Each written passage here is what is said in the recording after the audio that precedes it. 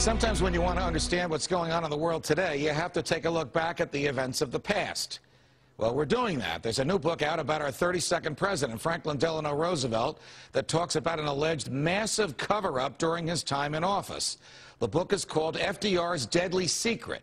Co-authors Eric Fettman and Dr. Stephen LeMazo are here now. Guys, welcome to the program. What was FDR's deadly secret, Dr. LeMazo? FDR's deadly secret was a melanoma, a malignant skin tumor, which in all probability metastasized to his brain and his bowels and made him extremely ill in 1944. And did he or his doctors ever reveal anything to the public about the nature and extent of this illness? Absolutely not.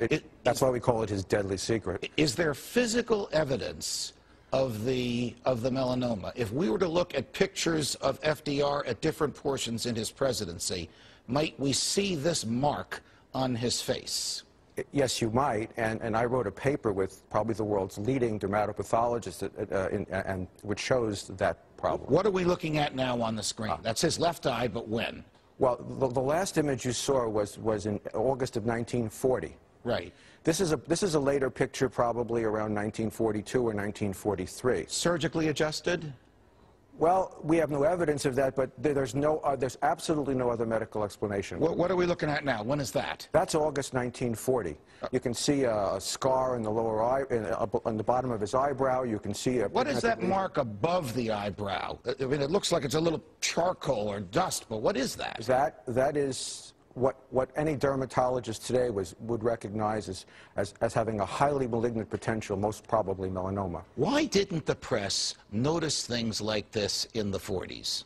Well, when they did, they just dismissed it as one of Roosevelt's physical characteristics. They would just refer to the brown blob above his eyebrow. But were guys, and I guess they were 99% guys at the time, in the press, the type to say, let me find a Dr. LeMazo. Let me show him this picture of the president. Maybe he could tell me that this thing is more than a little ink smudge.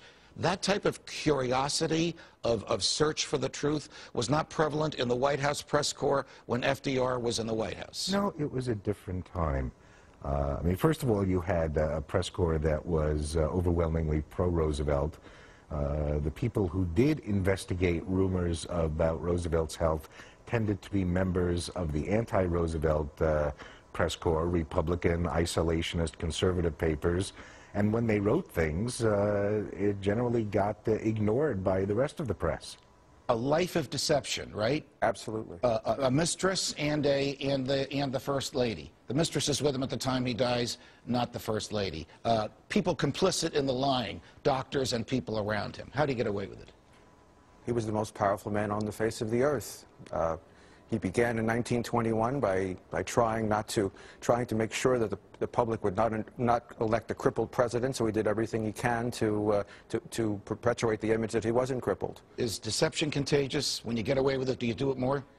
Well, he got away with it in spades. He was elected president of the United States in a wheelchair. Dynamite book about truth in American history. Dr. LeMazo, Eric Fettman, thanks very much.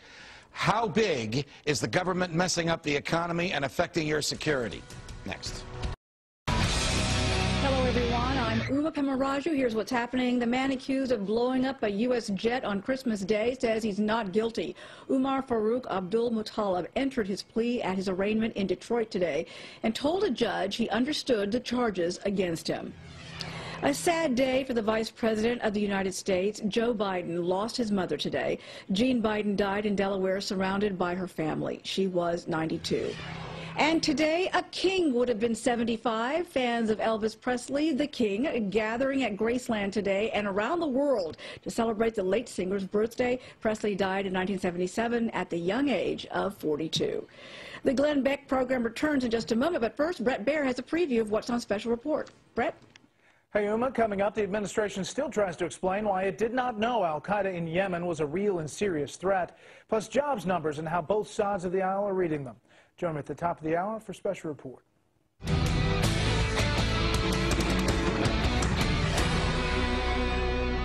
Oh, what a week we have all just endured. While the Democrats were rewriting the federal takeover of health care behind closed doors, The public face of the federal government was fixated on denying and then explaining all the gaps in its intelligence gathering. The Obama administration has been finger-pointing over who in the government let a murderous thug on a plane in Amsterdam that he tried to explode over Detroit. First, the government said that the system worked. Then the president said that it didn't. Then he announced that the intelligence communities and security people would start to talk to each other so the bad guys could be kept out. Weren't they supposed to be doing this all along? At Newark Liberty Airport last Sunday, a TSA agent left his post, and a young man walked past it in order to kiss his girlfriend goodbye. The young man then turned around and left the secured area and left the airport. So far, no harm, no foul. But because the government's surveillance cameras in the airport didn't work, the feds panicked and ordered 10,000 passengers to leave the terminal to go out into the 15-degree Newark, New Jersey cold evening and then re-enter the airport. Flights were delayed and missed, kids did not get to school on Monday morning, and soldiers were listed as AWOL. All because the government overreacted to a kiss. This humiliated the feds. New Jersey's 86-year-old senior Senator Frank Lautenberg demanded that the guy who kissed his gal be hunted down and prosecuted because of the chaos he caused. He caused? Let's see. The government has cameras that watch us every time we scratch our noses. And when those cameras don't work, the government blames the person whose picture it was supposed to be taking? Come on. All this, of course, brings out the false argument of liberty versus security. And we hear it from the progressives that the government must take our freedoms in order to keep us safe. That's hogwash. Freedom is our birthright. It doesn't come from the government. It is part of our humanity. America is the only country in the history of the world dedicated to the truism that we are endowed by our Creator, as Jefferson wrote, with certain inalienable rights, and that among these are life, liberty, and the pursuit of happiness. The government has forgotten basic civics. Endowed by our Creator means that our rights come from God, not from the feds. Inalienable means that we and our freedoms cannot be separated unless we are convicted by a jury of violating someone else's rights.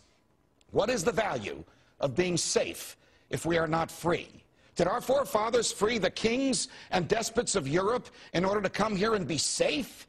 Did Patrick Henry say, "Give me safety or give me death"? Here is the mistake that the big government progressive crowd wants to thrust upon us. They want us to balance liberty and safety.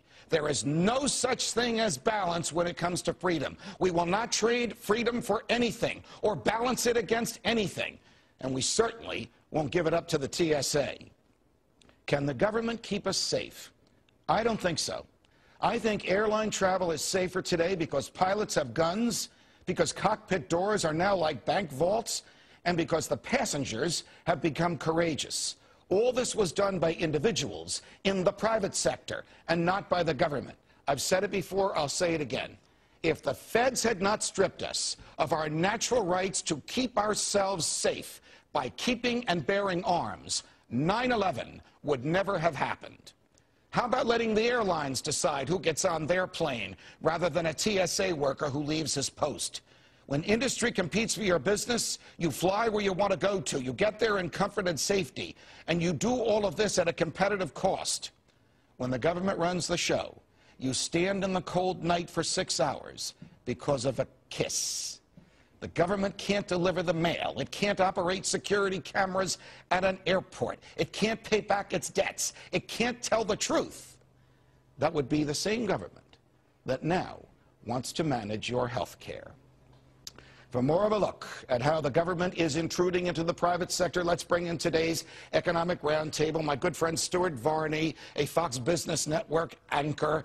Nick Gillespie is the editor-in-chief of Reason TV and Reason.com, and Harry Binswanger, an associate with the Ayn Rand Institute. Can the airlines keep us safer than the government does, Stuart? You lawyers are part of the problem. I should have known this was With coming. respect, lawyers are. What I would like to see at airports is the privatization of the security system. Got it. Okay. I'd like to see security agents be in a position to operate discretion, to make subjective decisions about out who gets on the plane and who doesn't. In America, you can't do that because of lawyers. You would have a lawsuit immediately. They stand in the way of our freedom. Nick Gillespie, can the private sector keep us safer than the government can? I realize this has been a bad week for the government. The type of thing that happened over Detroit and the nonsense that happened in Newark doesn't happen every week.